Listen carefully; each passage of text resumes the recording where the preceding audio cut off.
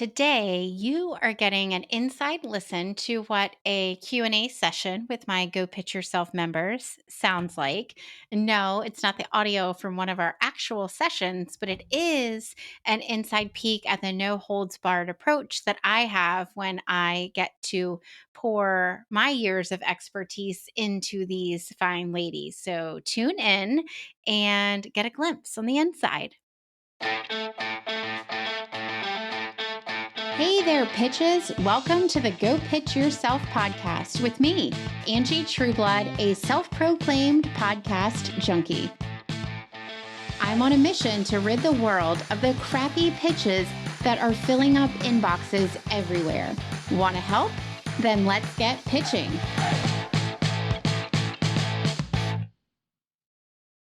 Hello, my friends. I hope you are doing well and that this episode finds you happy and healthy.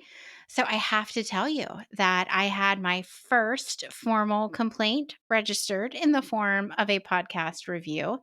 Can you even believe it? Yeah, after all the blood, sweat, and tears that I pour into this show, Ashley UVA, and I know who you are, Ashley UVA, had the absolute cojones to write this on an Apple Podcast review. She said, "My only gripe with Angie's podcast is that the content is so good that it's hard for me to listen to this one when I exercise or drive. I want to write down so much of what is discussed." Whatevs, Ashley. Just kidding. Thank you, friend, for a review that absolutely made me smile in 2020, which I feel like is an accomplishment in and of itself. If you are listening to Go Pitch Yourself and you love what you hear, please feel free to let me know that in the form of a review. As you know, it supposedly, we think, helps people find the show, and that's amazing, right? But really, it lets me know what you love most about Go Pitch Yourself so that I can give you more content like that. So, if you get a second, I would so appreciate if you would pop on over to Apple Podcast or wherever you listen and give me a rating and review. Thank you. So, I am pretty pumped about this episode. A couple of weeks ago, I popped into the Go Pitch Yourself group. We have actually finished the content for the round that launched in April. So, if you're not familiar with it, Go Pitch Yourself is basically the DIY how to pitch yourself program that I developed back at the end of 2019. And we've run through it live twice. And it's a great opportunity for people to come in who either want to learn how to pitch themselves or for folks that are interested in pitching their own clients. So it's an amazing group of women. I don't know how I somehow collected them all in one place, but I adore them. And when we kind of wrapped up the live Q&As over the summer, I felt like I was going to be missing them. So my plan is to still do a couple of Q&As live with them because I feel like we all get so much. It almost turned into a bit of a mastermind near the end of it because we really got to know each other and their business. So I went into the group a couple of weeks ago when I was panicked about getting out a solo episode. Yes, my podcast planning is not as batched ahead as I might like it. Sorry, I have this year to blame. But I went in and I asked what they would love to hear an episode on. And they had some of the best questions and topic ideas.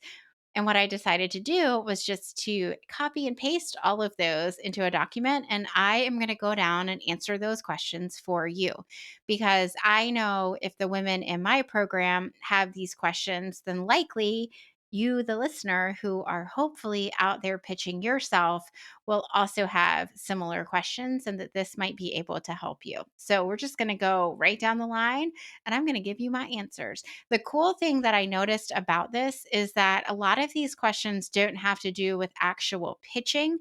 It's more questions about what needs to happen after the pitch is sent, which once I realized it, I felt pretty excited because to me, that means the women in this group are solid on pitching because that's what we cover in the group.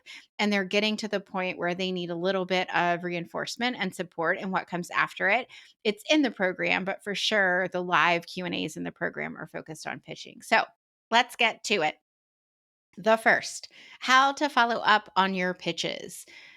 So, what we recommend and what I do on more of the client facing side of our business is we follow a bit of a schedule. And I'm not quite sure if this question was more towards scheduling or messaging. So, we're going to share both for you.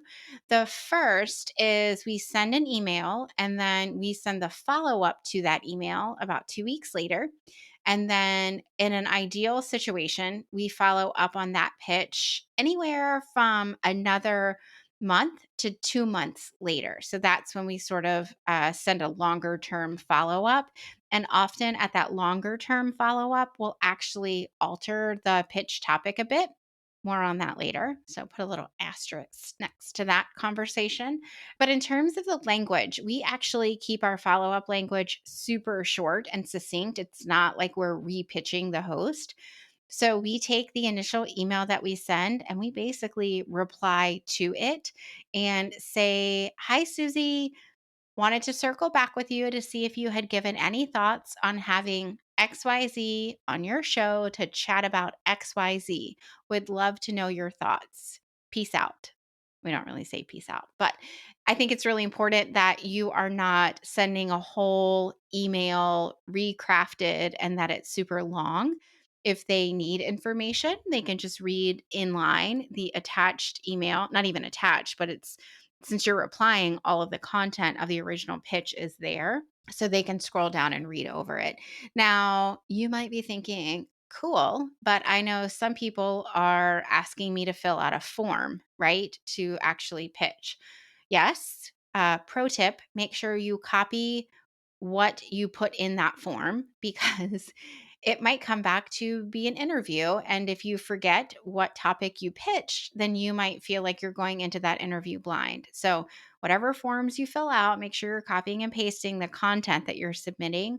But we still will follow up to form pitches 2 weeks later with that quick circle back. We'll include typically a bit more information. Often we'll include the one sheet with that email follow up, but also letting them know, like, we follow the rules. We don't say it like that, but we did what you asked. And now we're circling back to see if you had any additional questions, and we would love to know your thoughts. So that's my 2 cents on follow up, which after the initial pitch is the most important part of this whole pitching yourself for podcast interviews.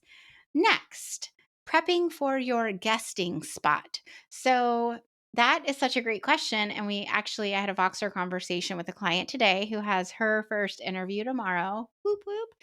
And the important thing here for the guesting spot and prepping for it is one, you don't need to spend all day doing that. There are a couple of really key places that you can look to get a good sense of who it is that you're going to be talking to. First, if they send any sort of information over to you, definitely read that. Some hosts have a pretty lengthy interview information sheet, as an example. Others, I mean, I know I do it for guests that are on my show. I'll send over, hey, here's some of the questions that I'm thinking about asking. This is really the angle that I would love to talk about. Let me know if you have any additional topics that you feel like we should put in there, right? So if the host has sent anything over to you, definitely focus on that. But if not, and I will say a lot of times we don't get anything additional after we send the pitch. So we send a really well vetted topic. Our clients will prep to talk about that topic. And often the host will not necessarily ask them questions about that topic, but we work with experts, and you that are listening, you are an expert. So feel confident in knowing that whatever direction the host wants to go in, likely you are prepared to go in that direction. So I would just say a couple of things. Listen to several of the introductions that this host has given to other podcast guests. You don't need to listen to the whole interview. I mean, definitely try to give at least one episode a full listen through, but you can kind of cut to the chase and see, how do they introduce their other guests, because that will give you an idea. How do I need to actually prep for this interview? Are they going to ask me to tell me a little bit about myself, right? And that's sometimes a question. It's very broad and it can take you off guard. So it's nice to know that that is coming. So listen to the episodes a little bit. read the description in Apple Podcasts or any podcast player, really. Like, what was it that they described their podcast as when they were first creating it? Super important. And then pop over to their website and read their homepage of their website. See what offers they sell. So you get a really good sense of what their business is about. If you know what they are driving their podcast listeners to, what their ultimate goal is in producing and creating their podcast, and if it's supposed to be sending people to a particular offer, it just gives you a really full sense of who that person is and what their business is about so that you can show up and really compliment them.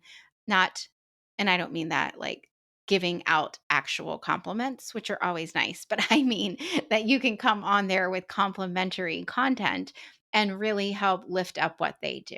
So that's how I would say to prep for your guest spot. Also, have a really good sense of what are you going to send these people to once they fall in love with you over the course of the interview. When that host says, Angie, my people are going to love you, where can they find out more about you? Make sure you have like a really quick way to send them to some key areas. So maybe it's Instagram, it is for me, my podcast, and then typically I'll give them an opt in. So know where you're sending them. Okay, next question. How do you amplify that podcast guesting spot? So, after you've recorded the interview, how do you really take it from just another podcast interview to an actual opportunity that has the potential to drive business your way? I would say the first part of that is really focusing on how can you help get the word out. So making sure that you are an ambassador of that podcast and that you are sharing the podcast episode obviously when it goes live. But even before that, you can sort of warm your audience up to the idea that you have collaborated with this host ahead of time to get them kind of excited for that interview. So you can do an Instagram story, right? Sharing a little bit about the interview that you just had.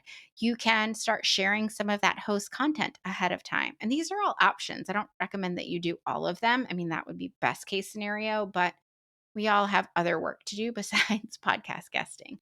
So, warm your audience up as much as you can. Definitely share the episode across your social channels, throughout your email, to your email community, if that makes sense.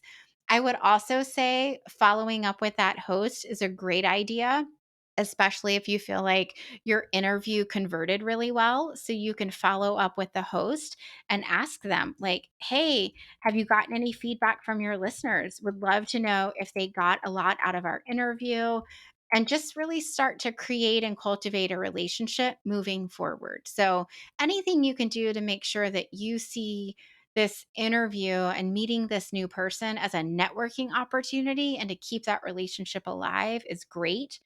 A couple of clients, a good number of clients actually, have been able to collaborate with the host afterwards. So if they had a podcast, maybe it made sense then to bring that host onto their show.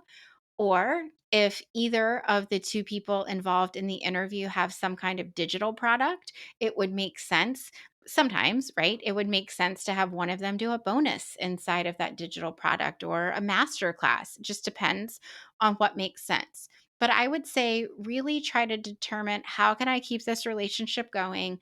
Is there an opportunity to collaborate in a really authentic way? Like, not in some spammy, gross way that's like, hey, we just had an interview. Now, can we do something else? Is there something else I can do to get in front of your audience?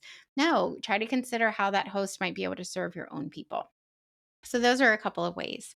Another question that I thought was great: how to recover from a bad interview. Knock on wood that never happens. And I will say, bad interview, it's really in how you look at it, right? So I've had interviews to where I thought, oh my gosh, this is like pulling teeth. I felt like there was just no real energy between the host and myself. And I think that does, qualify as a bad interview. From those, you just kind of brush yourself off and carry on, right? You still do your due diligence of sharing, but you're going to run into hosts that you and the host don't necessarily hit it off very well. And there's just no real chemistry between the two of you. And likely the audience will pick up on that. Now, if there's something really weird that happens, and I'm thinking of a previous client, and she was on a show and she Voxered me immediately afterwards and was like, girl, that was quite possibly the strangest interview I've ever been on because the host wasn't engaged in the conversation. They didn't seem prepared at all.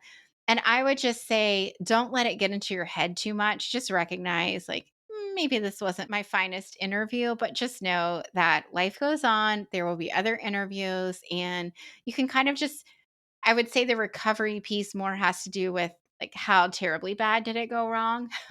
Because I've also interviewed people where we had a million different tech issues.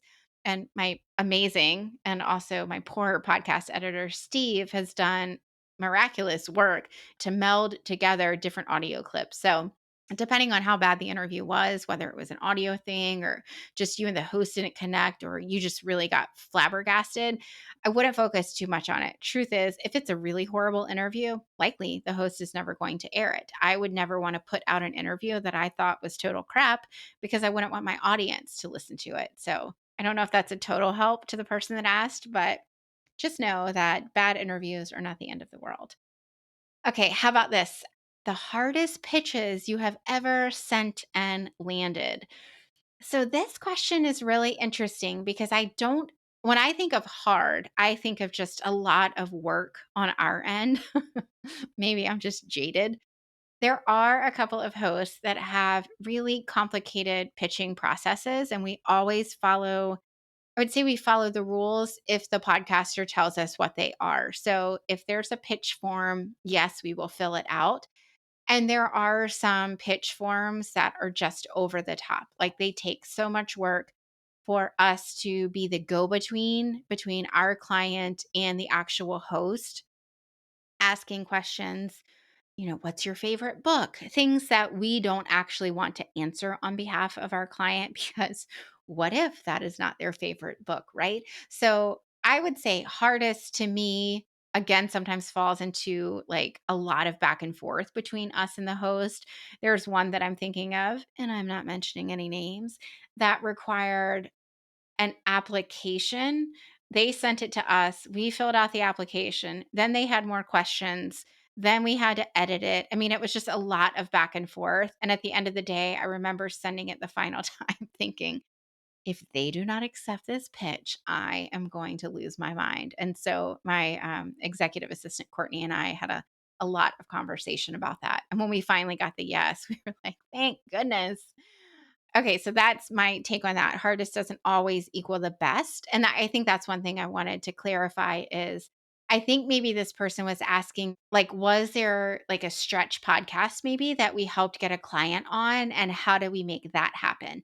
And so I'll say typically the easiest pitches are the ones that are going to land us the best conversions. So the hardest ones sometimes can be the ones to where we really have to sort of finagle our client's expertise into the kind of niche of the podcast. And the more finagling that we have to do, typically the less of a good fit it is. And so then our client has a chance of showing up in front of an audience that just might not be a slam dunk for them. The ones that are super easy, like for us to write and for us to decide, like, yes, this is such a great podcast for this client, those are typically the ones that get the best conversions and they're easy. So hopefully that gives a little bit of perspective on the answer to that question. If it's super hard, it likely is not worth it or a good fit. Sometimes it is. So you just kind of have to do trial and error. I will say that we have recently started landing our clients on bigger shows, and those are not always that hard to land. I will say they don't necessarily come though with a cold pitch. You remember the episode with Tasha Booth about how kind of the behind the scenes of getting her a spot on Amy Porterfield. And it was definitely her leading the charge on that because she had the relationship with Amy, although there was definitely conversation between Tasha and I as to next best steps. We just landed another client on a really big show, and all it involved was my client participating in an Instagram comment. Like this person posted something on Instagram that got a lot of traction. And then my client commented very authentically as to her area of expertise and her experience, and it landed a ton of engagement. So then I swooped in like the hero that I am and sent this host an Instagram DM a couple of days later because I didn't want to seem too aggressive. And I said, "Hey, I noticed that post. It got a lot of engagement. My friend and client had a comment on there, and would you be up for hosting her on the show to chat about XYZ?" And the answer was a yes. And there will likely be another episode similar to Tasha's episode on Amy Porterfield coming up at some point. But just know that was a really easy pitch. It wasn't that hard, but there was a common connection, right? It wasn't a total cold pitch. Those are super hard to land unless you have some really incredible, almost like credibility metrics behind you, right? Like you've published some national bestseller or you have a ginormous audience, right? And I will say that's not always the case. I mean, I know people that have cold pitched really big podcasters and it totally works because you have a unique and a timely angle. But for the most part, there is some level of connection or a really timely approach to pitching. So I hope that helps. That was a long winded answer, but hopefully there's a lot of meat to it.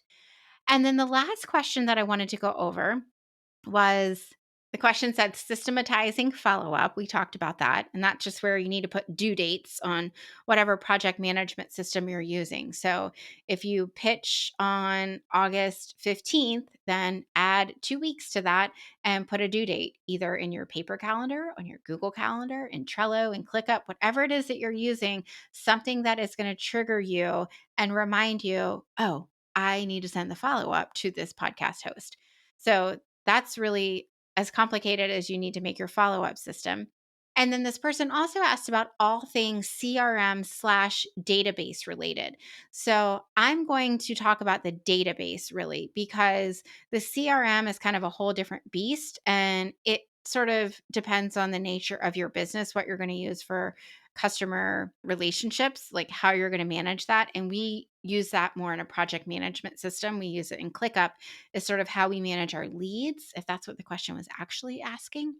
If we're talking though about the podcast hosts and creating a bit of a database, the truth is you can definitely create a database, but if you are just pitching yourself, you do not need to do that. All you really need is some simple workflow. And again, it can be in a Google Sheet, it can be in Trello, it can be in ClickUp, it can be on paper if you need it to be, to where you have a list and that list is the shows you're going to end up pitching. And then you just work them through that workflow as you have pitched them. You don't need to create a really gigantic database of shows because any show that you would want to put in that database should be a show that you're pitching. So you can just move them through your workflow as needed. Now, if you are pitching clients, that's a whole different ballgame. That's why we have a database of over 600 shows with contact information because we don't want to recreate the wheel every time we have someone new to pitch. We're now able to go into our database, look at some of the tags that we've created, look at shows that we've actually landed clients on so that we're able to identify, oh, we have a relationship with this host. I bet there's a good chance we can get another client on that show. So I would say for the database question, you don't need one unless you are pitching multiple people.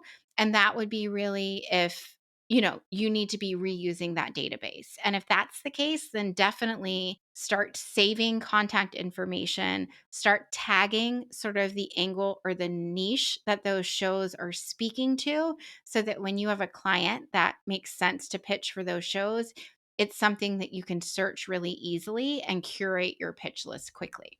So I hope that was helpful. Okay, so I think that's all the questions from my Go Pitch Yourself folks. If you have a specific question about pitching, I love doing these Q&As. So you can totally shoot me a DM on Instagram. That's where I am most active. Better yet, you can tag me in a story with your question and maybe I will answer it on an Instagram story. That would be super fun. But the thing again I love about this is that most of these questions are really about what do you do after you send the pitch? And that's what I love is that you guys are not sending the pitch and sort of brushing your hands clean and saying, that's the end of the story, I'm done. No, the real heavy lifting comes after that pitch is sent. It's in the follow up. It's in prepping for a really great interview and then making sure after that interview goes live that you're a great partner and collaborator with that host in getting the word out. So, again, I hope this is helpful. Now, I guess I kind of strung you along with the idea of the Go Pitch Yourself program because the folks in it are amazing. It's actually not open for enrollment now, but it will be open sometime before the end of 2020. So if you want to check it out a little bit more, you can go to my website, angietrueblood.com/program, get a little bit of information about it. And then there is a space there where you can sign up to be notified when the program goes live again. You'll also immediately get our roadmap for podcast pitching success. And then you will get our newsletter every time we send out a podcast that has some content just like this. So we don't just share podcast episodes in our every other week email. We actually send insider tips to help you go pitch yourself. So definitely go and get on that list if it's something that you are thinking makes sense for you and some of your visibility goals. All right. I look forward to you tagging me on Instagram when you have one of your guest episodes go live after you go pitch yourself. Have a great rest of the week. Alrighty, pitches. Thank you for listening to the podcast. Now it's time for you to get out there and go pitch yourself. Don't forget to head on over to the website for show notes, downloads, and links to any resources we mentioned in this episode. The website is angietrueblood.com/podcast. Happy pitching!